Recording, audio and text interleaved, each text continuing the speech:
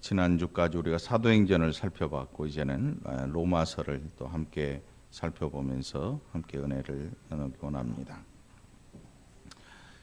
로마에 있는 성도들에게 바울이 서신을 보내고 있습니다. 로마는 바울이 그렇게 가고자 했던 곳입니다. 그래서 결국 죄인의 몸으로 로마에 들어가는 것을 우리가 사도행전을 통해서 볼 수가 있었습니다. 바로 로마에 가기 전에 바울이 그렇게도 로마에 가기를 계획하고 마음을 먹었지만 그 길이 여태껏 막혔다. 13절에 보면은 지금까지 길이 막혔다라고 기록을 한 걸 봐서 수없는 시도를 했지만 또 다른 일들로 또 여러 가지 어려움들로 인해서 바울이 로마에 가지 못했던 것을 우리가 알 수가 있습니다. 그러나 이 로마에 있는 성도들, 멀리에 떨어져 있고 얼굴이 보이지 않지만, 얼굴을 볼 수 없지만 그럼에도 불구하고 사도 바울의 마음속에는 항상 로마에 있는 성도들이 그의 안에서 존재했습니다. 그 존재함을 증거할 수 있는 내용이 뭐냐 하면 9절에 보면 항상 내 기도에 쉬지 않고 너희를 말하고 있다. 여러분, 우리도 때로 얼굴을 볼 수 없는 그런 성도님들이 있지요. 우리 문권사님 같은 경우에 요즘은 워낙 전화도 되고 영상 통화도 되고 또 전철 타면 1시간 이내로 올 수도 있고 그렇기 때문에 아주 먼 거리라는 게 별로 실감이 안 나지만 사도 바울의 시대에 여기서 오산 정도만 떨어져도 갈 수가 없는 거리예요. 걸어가든 마차를 타고 가든 해야 하루 길 아니면 며칠 길을 가야 되는 굉장히 먼 거리지요. 로마라고 하는 이 세상의 중심으로 생각되고 있는 이 로마라고 하는 그곳에 성도들이 존재하고 있습니다. 바울은 그곳을 가고자 많은 노력을 했지만 그러나 마음대로 되지를 않습니다. 그럼에도 불구하고 바울의 마음속에는 늘 로마의 성도들이 존재하고 있었고 그의 기도에 늘 그들의 이름이 또 그들의 그 성도들의 믿음이 그의 마음속에서 하나님을 향해서 호소되고 거론되고 있었던 것입니다. 오늘 우리가 얼굴을 보지 못해도 서로 기억하고 마음속에 가지고 기도해 준다는 이 사실, 이것으로 인해서 우리가 예수 그리스도 안에서 하나 되었다는 사실을 증명할 수 있는 것입니다. 멀리에 떨어져 있어도 얼굴을 볼 수 없어도 그러나 그리스도인들은 늘 마음속에서 누군가를 위해 기도하는 이 일이야말로 저와 여러분의 큰 사랑이라고 할 수 있을 것입니다. 여러분들도 마음속에 늘 누군가를 위해서 기도해 줄 수 있는 저와 여러분이 되기를 간절히 축원합니다. 로마서 1장 1절에 보면 바울이 자기의 사도직이 누구로부터 왔는가를 이야기합니다. 예수 그리스도의 종 바울은 사도로 부르심을 받아 하나님의 복음을 위하여 택정함을 입었다. 그는 예수님과 함께 다녔던 예수님의 제자가 아니었습니다. 오히려 예수님을 믿는 사람들을 핍박하고 잡아 죽이는 그런 일에 열심히 있던 유대교의 사람이었습니다. 그런데 그가 어느 날 다메섹으로 가는 그 길목에서 하나님의 음성을 듣게 됩니다. 예수님의 음성을 듣게 됩니다. 그리고 그를 하나님께서 이방인의 사도로 택한 나의 그릇이라고 하나님께서 말씀하십니다. 그렇게 바울은 사도로 부르심을 입었고 그 사도직은 아무도 믿어주지 않는 그런 직분이었습니다. 어제까지 예수 믿는 사람 핍박하던 사람이 하룻밤 자고 나더니 갑자기 나 예수 믿어라고 말하는데 믿어줄 사람이 과연 어디 있겠습니까? 그래서 많은 우여곡절 끝에 바나바라고 하는 우리가 잘 알고 있는 분의 일을 통해서 사도들과 만나게 되고 이제 그가 하고자 했던 또 하나님이 그에게 주셨던 이방인에게 복음을 전파하는 일을 시작할 수가 있게 되었습니다. 그래서 로마서뿐만 아니고 바울 서신의 부분 꼭 처음 시작하는 도입부에 보면 자신의 사도직이 어디서부터 왔는가 이렇게 그것을 늘 사람들에게 알려주고 있는 것을 이 서신서를 통해서 볼 수가 있습니다. 자, 그렇게 해서 하나님의 부르심을 받고 이방인에게 복음을 전하고자 했던 그 바울의 일이 이제 시작이 되고 있습니다. 그리고 8절에 보니까 먼저 내가 예수 그리스도로 말미암아 모든 사람에 관하여 내 하나님께 감사함은 너희 믿음이 온 세상에 전파됨이로다. 여러분, 오늘 저와 여러분의 마음속에 복음이 있습니까? 예수 그리스도의 복음이 저와 여러분의 마음속에 존재하고 있습니까? 여러분 자신에게 이 복음이 존재하고 있다고 하는 것은 이 복음이 가만히 머물러 있는 게 아닙니다. 로마에서 이방인으로 복음을 받아서 예수 그리스도의 제자로 또 하나님의 백성으로 살고 있는 그 모든 성도들의 마음속에 이 복음이 들어있는데, 이 복음은 가만히 정체하고 있는 게 아니고 계속 움직이고 살아있는 복음인 것입니다. 복음이라고 하는 것은 아주 생동력이 있습니다. 복음이라고 하는 것은 이 물고기가 물을 거슬러 올라가는 것처럼 힘이 있습니다. 여러분, 물고기를 잡으려면 뚝을 막아 놓으면 보가 있죠. 보가 개천에 가면 그 보가 이렇게 보를 넘쳐서 물이 흐르는데, 고기를 잡으려면 밑에 가서 흐르는 방향으로 가서 이렇게 잡아야 될 것 같은데, 실제로 고기가 잡히는 걸 보면 어디서 잡히냐면 거꾸로 튀어 올라오는 고기가 잡혀요. 그게 참 신기해요. 이 물고기라는 게 이렇게 물이 막 흘러가고 있으면 이 흐르는 물을 거꾸로 거슬러 올라와요. 그러니까 거기에다가 이 나뭇가지나 이런 것들을 걸쳐 놓으면 물고기가 야, 다 왔다 하면서 물로 툭 튀는 순간 그 물에 걸려서 잡히는 거죠.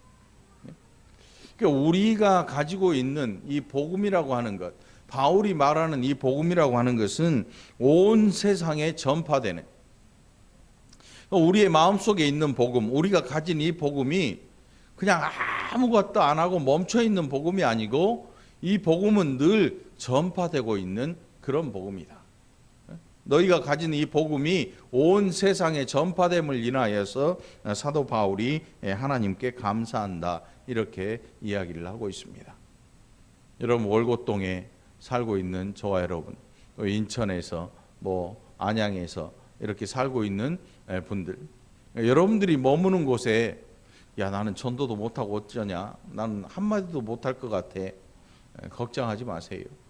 전도는 훈련으로 이루어지는 게 아니고 우리 안에 제대로 된 복음이 있으면 이 복음은 반드시 그 살아있는 복음으로 세상에 전파되게끔 되어 있는 것입니다. 그래서 저와 여러분의 복음, 그래서 오늘 사도 바울의 음성을 빌려본다면 내가 이 복음을 부끄러워하지 않는다, 이렇게 말을 해요. 부끄러워하지 않는다. 어떤 분은 실제로 복음을 부끄러워하는 분도 있습니다. 내가 예수 믿는다는 사실을 감춰요. 왜? 자기 자신이 별로 내놓을 게 없다고 생각을 합니다. 사회적으로 또 명예도 없고 사회적 지위도 없고 정말 가진 게 아무것도 없는데 예수 믿는다는 그 사실 하나만 가지고 사람들 앞에 예수를 믿는다는 것을 내놓는다는 이 자체가 너무나 부끄러운 것입니다. 물론 그분은 복음 자체를 부끄러워하는 게 아닐 겁니다. 자기의 형편을 그래서 말을 하지 못하고 이 복음을 감추고 있는 것인지도 모릅니다. 그러나 오늘 우리가 이 마음속에 품고 있는 이 복음이라고 하는 것은 그냥 우리가 어디 슈퍼에서 하나 살 수 있는 물건 같은 게 아닙니다. 아니면 경품으로 당첨되어서 아주 귀한 물건을 받은 그런 것도 아닙니다. 이 복음은 내 것 아닙니다. 이 복음은 하나님이 주신 것이고 이 복음은 너무나 귀해서 아무도 값을 치르고 살 수 없는 그런 것을 하나님께서 우리에게 주신 것입니다.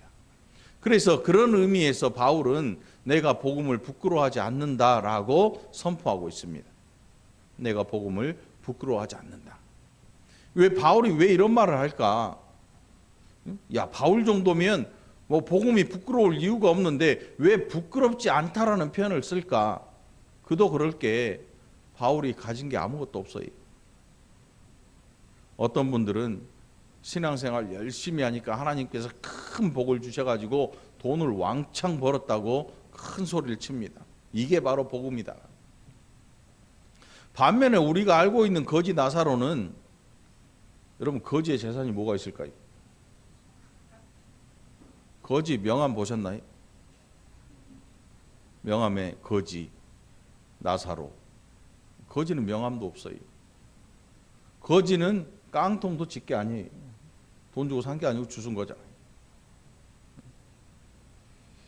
그러니까 우리가 복음을 오해하면 뭔가 가득히 내가 세상적으로 채워지고 난 후에야 복음이 자랑스럽다. 자세히 보면 사실은 복음을 가진 게 아니고 복을 가지고 말하는 거예요.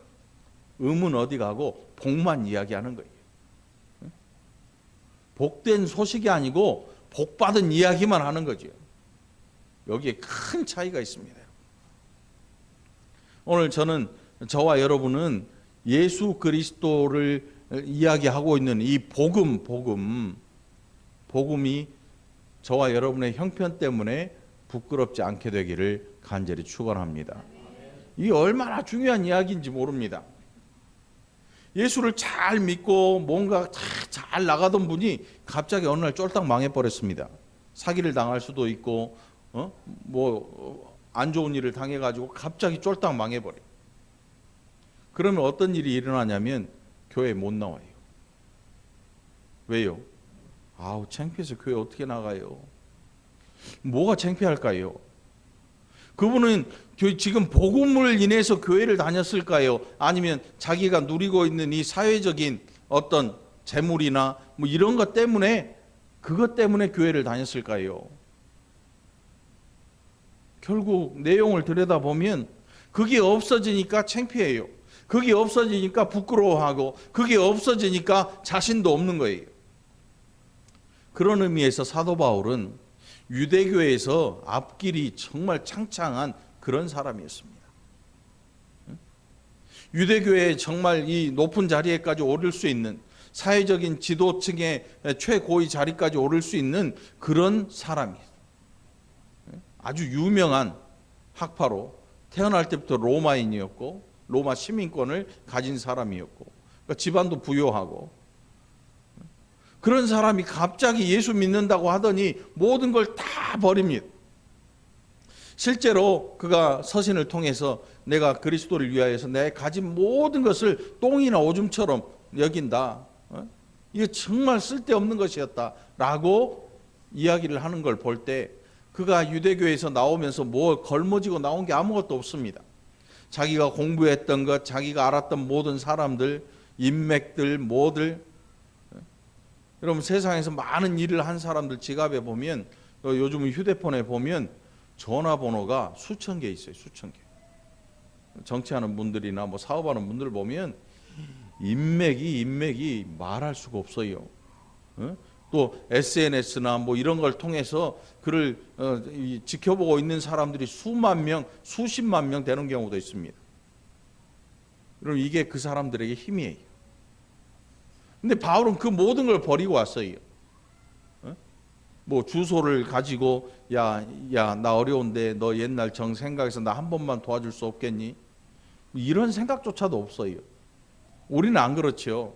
내가 누군가를 열심히 도와주고 내가 누군가에게 많이 베풀었는데 내가 정말 어려운 시절을 만나면 어떤 생각 듭니까? 아, 걔한테 가서 좀 도와달라고 해야겠다. 이런 생각 들지 않겠어요? 그런데 바울은 그것조차도 다 버렸습니다. 오죽하면 유대교의 사람들이 너무 화가 나서 바울을 죽이려고 특공대를 만들어요. 맨날 도망 다녀야 돼요.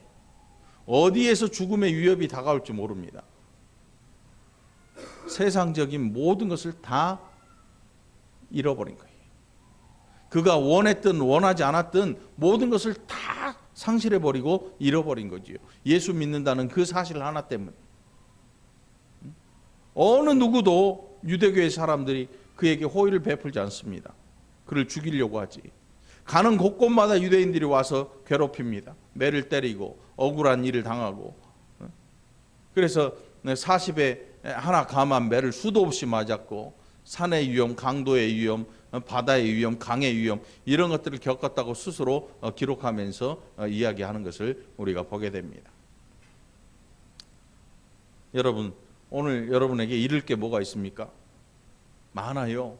집도 있고, 절이 아니지, 집도 절도 없고, 절은 아니고, 뭐 집도 있고, 뭐 집 없을 수도 있어요. 뭐 전세일 수도 있고, 월세일 수도 있고, 뭐 차도 있고, 뭐 차도 오래된 차일 수도 있고.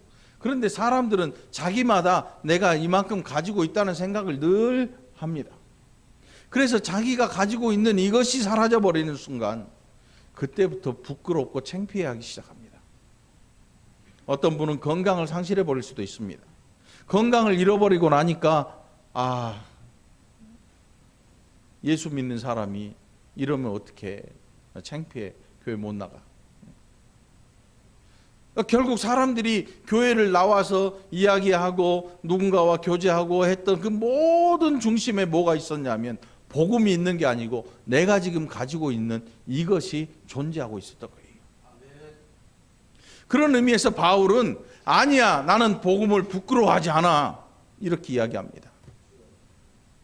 예수 믿으면서 모두 다 빼앗겼고 버렸거든요. 이게 나 된 것은 하나님의 은혜이지 내가 옛날에 공부하고 내가 옛날에 가졌던 이 모든 것은 아무것도 아니다. 배설물처럼 여긴다.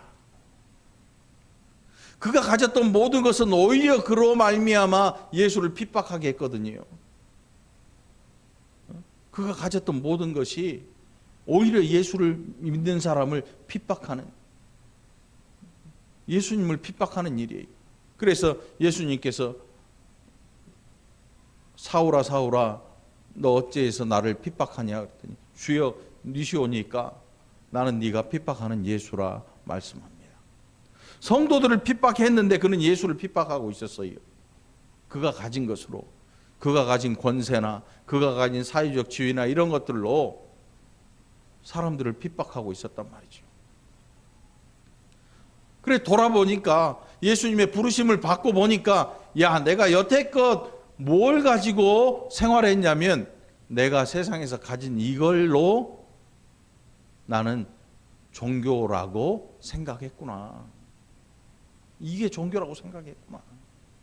그런데 예수 안에 있어 보니까 이게 오히려 방해물이 되는 겁니다. 이게 오히려 복음이 복음되지 못하게 만들고 이것이 오히려 복음을 전파하는데 방해물이 되는 것입니다. 그래서 배설물로 여기고 그것들에 관하여 티끌만큼의 미련도 가지지 않습니다. 바울 서신에 보면 오직 그리스도 예수로 자랑한다 이렇게 표현합니다. 우리는 안 그렇죠. 우리는 안 그래요. 우리는 어느 누구라도 자랑거리가 하나씩 있어요. 하다못해 애기들은, 유치원생들은요, 새끼손가락 아픈 것도 자랑거리예요. 나 아파. 자랑거리가 없을 만한 사람이 아무도 없어요. 모두가 자기 자신만의 자랑거리나 자기 자신만의 자부심이나 이런 것들을 가지고 있습니다. 그래서 그걸 가지고 신앙생활을 하니까 복음이 부끄러워지는 것입니다. 그게 없어질 때, 그게 사라져버릴 때. 그런데 그게 사라지는 게 누구 때문에 사라지냐면 때로는 내 욕심 때문에 사라질 수도 있고 옆 사람 때문에 사라질 수도 있어요. 그러니까 그런 일이 생기면 늘 가장 첫 번째 터져 나오는 게 뭐냐면 원망입니다. 누군가를 원망할 대상을 찾습니다. 그 원망할 대상이 사람도 없으면 하나님을 원망하기 시작합니다. 왜 나를 여기까지 불러가지고 왜 이 꼴을 만드십니까? 나랑 무슨 억한 심정이 있다고 왜 나를 이렇게 만드십니까? 그렇게 믿었던 그것이 사라지는 순간 복음이 부끄러워지는 것입니다. 그런데 오늘 우리는 사도 바울의 음성을 통해서 이 복음은 부끄러운 것이 아닙니다. 이 복음은 내가 가졌던 모든 것을 우리로 하여금 배설물처럼 여기게 해주는 이 놀라운 복음인 것입니다. 이 복음은 모든 믿는 자에게 구원을 주시는 하나님의 능력이 됨이라. 먼저는 유대인에게요, 그리고 헬라인에게로다. 여러분, 우리가 가진 이 복음이 부끄러운 복음이 아니고 오히려 복음 대신에 우리가 가졌던 우리의 자랑거리가 오히려 부끄러운 것입니다. 이게 복음이에요. 그래서 진짜 복음을 가진 사람들은 더 겸손해지는 거죠. 더 겸손해져요. 왜냐하면 지금 누리고 있는 이것이 내 노력 같아 보이지만 하나님이 은혜로 주신 것이다. 이것은 내 것이 아니고 관리하는 것이다 라고 이해를 하게 되는 거예요. 이게 복음의 능력입니다. 복음의 능력이 뭐냐면 사람을 구원하는 능력을 가졌습니다. 여러분, 예수님 믿습니까? 그렇다면 여러분 구원 얻은 백성인 줄 믿으시기 바랍니다. 구원이 저와 여러분에게 임한 것입니다. 이 구원을 얻은 자들에게 하나님께서 은혜를 주십니다. 이제 그 하나님 나라의 백성으로 끝 하는 게 아니고 그 나라의 백성들에게 은혜를 주십니다. 은혜를 주세요. 은혜를 주시는데 어떤 은혜입니까? 우리가 생각하는 돈이나 명예나 권세나 이런 것들이 아니고 이 땅에서 많은 고난을 당할지언정 이 복음을 부끄러워하지 않도록 내 마음속에 주시는 성령의 충만함과 하나님의 은혜를 더 깊이 알게 해주시는 하나님의 음성의 은혜인 것입니다. 복음을 잘 모르는 사람들은 늘 이것을 돈으로 바꿉니다. 늘 이것을 명예로 바꾸고 늘 이것을 손에 잡히는 이 땅의 것으로 늘 바꿔서 그것을 보여주려고 하니까 결국은 이게 사라지면 복음이 부끄러워지는 것입니다. 오늘 저와 여러분의 복음은 내가 어디서 얻어온 게 아니고 내가 돈 주고 사온 게 아니고 하나님께서 거저 주신 그 백성에게 주시는 엄청난 사랑의 선물이라는 사실을 기억하시기를 축원합니다. 이게 우리가 가진 복음인 것입니다.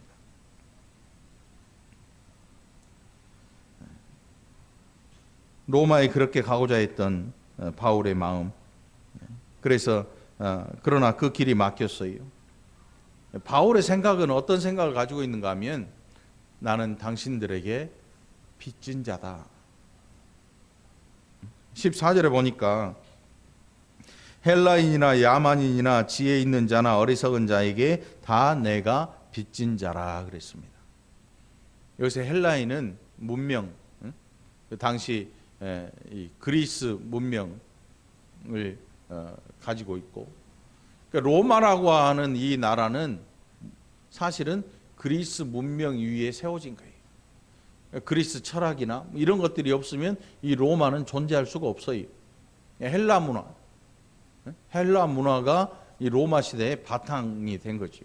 모든 철학이나 사상이나 모든 근간이 거기에서 나오니까. 그래서 헬라어를 쓰는 사람들, 헬라인이라고 부르죠. 야만인은 어떤 걸까요? 야만인. 헬라 밖에, 헬라 문화의 밖에 있는 헬라어를 쓰지 않는 사람. 당시 야만인으로 표현되고 있고, 지혜 있는 자나 어리석은 자에게 다 내가 빚진 자다. 여러분 빚진 자입니까? 우린 진짜 빚진 자예요. 은행에 빚 없는 사람이 없잖아요. 네? 젊은 우리 청년들도 빚이 있어요. 학자금 한 4년 대학원까지 거치고 나면 한 5천만 원씩 빚을 나라에서 지어줘요. 그 빚 걸머지고 사회생활하고 직장 취직하는 순간 이제 이자하고 원금을 따박따박 갚아야지. 그 세월이 한 10몇 년 걸린다네.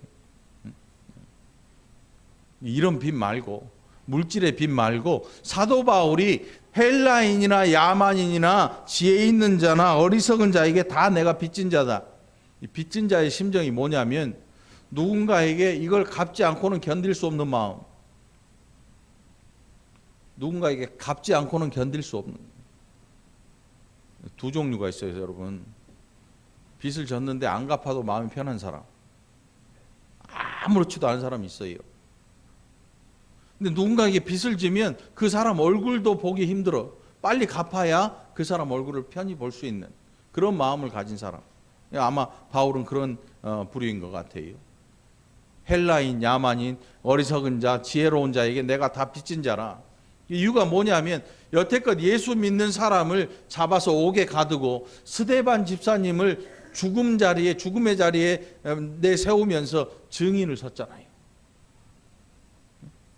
우리는 이 일이 지나가면 끝이라고 생각하겠지만 저는 사도 바울의 사역의 모든 순간마다 스데반 집사님의 그 죽음에 대한 이것이 죄로 남는 게 아니고 그가 여태껏 그가 예수 믿는 사람들을 핍박해 왔던 그 어마어마한 빚진 일에 대해서 모든 사람들에게 그 스데반 집사님에 대한 마음을 가지고 사람들에게 복음을 전하는 것 같아요.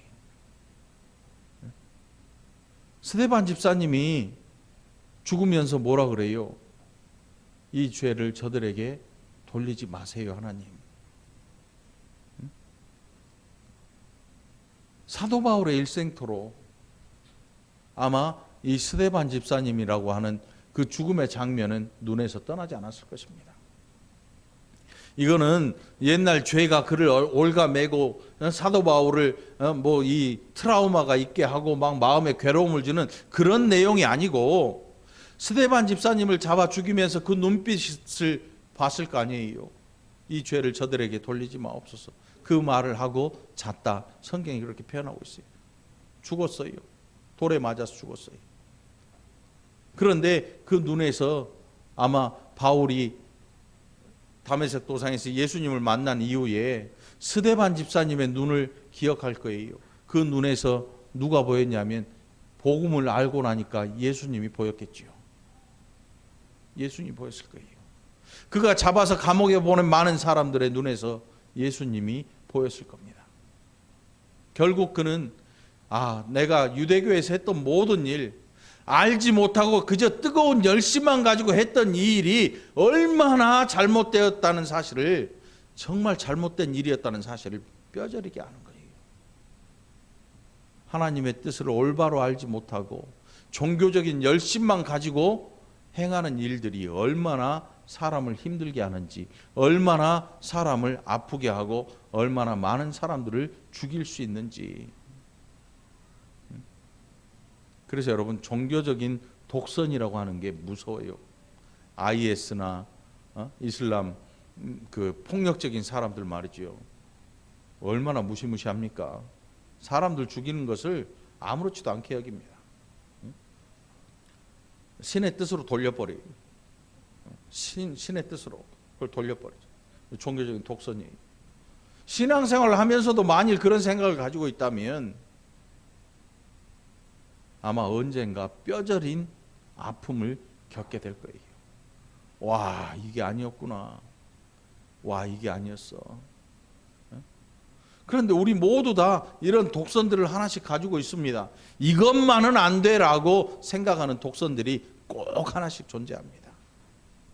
하나님께서 우리가 하나님 앞에 기도하고 하나님의 말씀에 순종할 때 어려움이 닥쳐오면 뭘 하시게 하는가 하면 우리가 이것만은 하는 것을 사정없이 깨버리기를 원하시는데, 아브라함에게 네 아들 이삭 내가 지시하는 한 산으로 데리고 가서 거기서 나한테 번제로 드려라.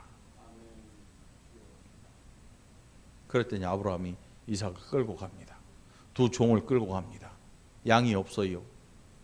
장작만 있어요. 장작만 있어요.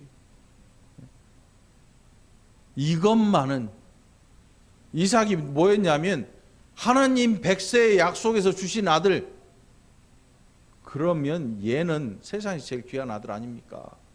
이제는 이것만은 내가 양보할 수가 없습니다 라고 해야 되는데 아브라함이 서슴없이 이삭을 제단에 올려놓고 칼로 그를 번제로 드리려고 합니다. 하나님이 말씀합니다. 야야야야야야, 됐어. 네가 나를 얼마만큼 의지하는 줄 알았어. 히브리서에는 뭐라고 기록하는가 하면 아브라함이 죽은 이삭을 하나님이 다시 살리실 줄로 믿었다. 이렇게 기록을 해요. 이거는 야 이렇게 믿어라가 아니고 아브라함이 하나님을 어떻게 믿었는가 하면 내가 이삭을 죽여서 번제로 드리면 하나님께서 그를 다시 살리실 줄로 믿은 거예요. 누구를 믿었어요? 이삭을 믿은 게 아니고 하나님을 믿은 거예요. 우리는 안 그래요. 주신 것 이제는 진짜 내 겁니다. 이거 건드리지 마세요. 이렇게 나오죠. 줬다 뺏으면 엉덩이에 뿔 납니다. 절대 안 됩니다. 이것만은 안 됩니다. 라고 선언을 합니다. 하나님은 그렇지 않으세요. 우리가 정말 복음을 부끄럽게 여겨야 될 그런 자리가 오게 될지 몰라요. 다 망해버리고 다 털어버리고 다 드러나버리고 할 때 야 이거 정말 복음이 부끄러워 이런 자리가 올지 몰라요. 그런데 그 자리에서 아니야. 이 복음이 부끄러운 게 아니고 이 복음을 통해서 이 복음을 가지고 이 복음을 복음으로 알지 못한 자신을 돌아봐야 돼요. 이 복음은 부끄러운 게 아니에요. 이 복음은 너무나 귀한 거예요. 이 복음은 하나님의 능력이거든요. 이 복음은 죄인을 구원하는 하나님의 능력이에요. 여러분 오늘 이 놀라운 복음을 저와 여러분이 가지고 있다는 이 엄청난 사실 이거 하나만으로도 할렐루야 감사할 수 있기를 축원합니다. 복음에는 하나님의 의가 나타나서 믿음으로 믿음에 이르게 하나니 가만히 읽어봐도 뭔 얘기인지 모르겠어요. 잘 몰라도 상관이 없어요. 그런데 믿음으로 믿음에 이르게 한다. 뭔지는 모르지만 올바른 믿음을 가지고 있으면 그것이 믿음이 되는구나. 응? 올바른 믿음이 뭐냐면 순종하는 믿음이에요. 순종하는 믿음.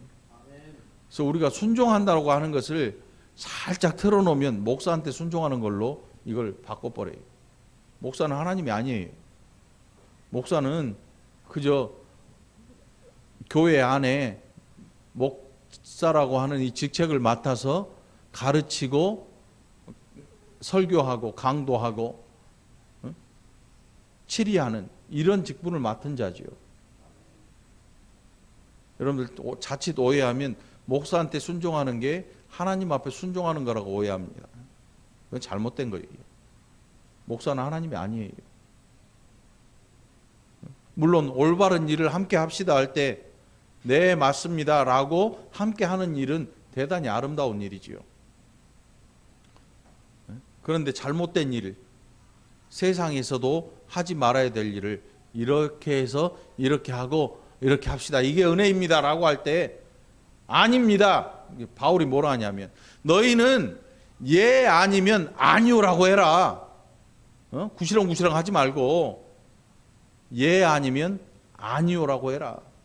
누군가 잘못된 것을 교회 안에서 슬금슬금 만들어 가지고 이런 것들이 마치 은혜인 것처럼 이끌어 가려고 할 때 잠깐만요. 아닌 것 같아요. 아닙니다. 나는 아닙니다. 라고 말해야 될 의무가 여러분들에게 있는 거예요. 그건 여러분들의 책임이기도 합니다. 근데 올바른 것을 말하는데 아니요 라고 말하는 것, 그것도 문제가 있겠죠. 다시 말하면 성경을 잘 알아야 되는 것은 여러분 자신의 일입니다. 학교에서 선생님이 공부를 막 가르치잖아요.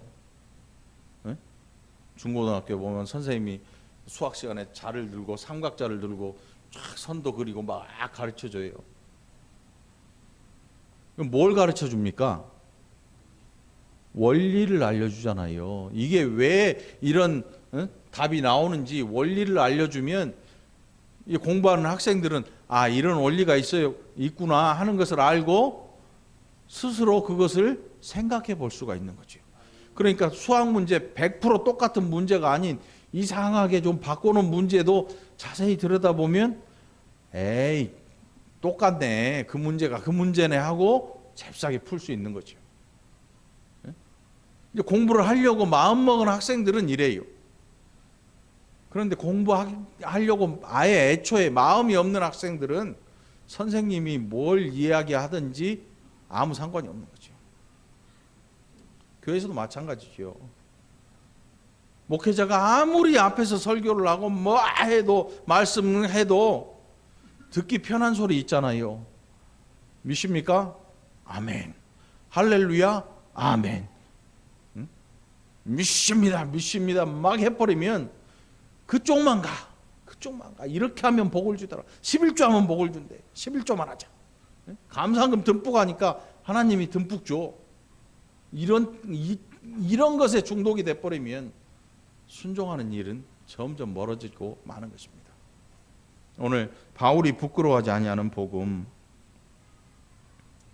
이 복음이 진짜 저와 여러분의 복음 되길 간절히 축원합니다. 내 것 다 없어져도 이 복음만 있으면 돼요. 내 것 다 사라져도 이 복음 하나면 됩니다. 그러면 부끄럽지 않습니다. 이렇게 변화되는 저와 여러분이 되기를 간절히 축원합니다. 크게 아멘 하시는 거 보니까 이제 배고플 때가 된 거네. 여러분, 신앙생활 즐겁게 하는 방법은 다른 거 없어요. 정말 복음이 복음되는 일밖에 없습니다. 그 복음이 우리의 인생에 정말 놀라운 일들을 일으키고 있는 이것을 경험해 보는 것입니다. 그거는 돈을 많이 벌게 하는 것도 아니고 아픈 몸이 갑자기 건강해지는 것도 아닙니다. 오히려 고난 속에서도 이 복음이 부끄러워하지 않는 복음이 부끄러운 복음이 되지 않는 것, 이것을 통해서 하나님을 제대로 믿어보는 것입니다. 의심하지 않는 것입니다. 이 놀라운 복음을 저와 여러분이 만나고 누리는 복된 자들이 되기를 간절히 축원합니다. 기도합시다. 하나님 아버지, 감사합니다. 우리에게 얼마나 귀하고 얼마나 놀라운 일을 행하셨는지, 예수 그리스도의 복음, 이 복음이 우리 안에 있어서 우리로 구원받게 하시고 하나님의 구원받은 백성으로 이 땅에 살게 하신 귀한 은혜 감사합니다. 우리의 모든 것이 사라져도 이 복음이 우리에게 있어서 우리가 부끄러워하지 아니하고 하나님 나라의 백성됨을 기억하게 하여 주옵소서. 감사드리옵고 예수님 이름으로 간절히 기도합나이다. 아멘.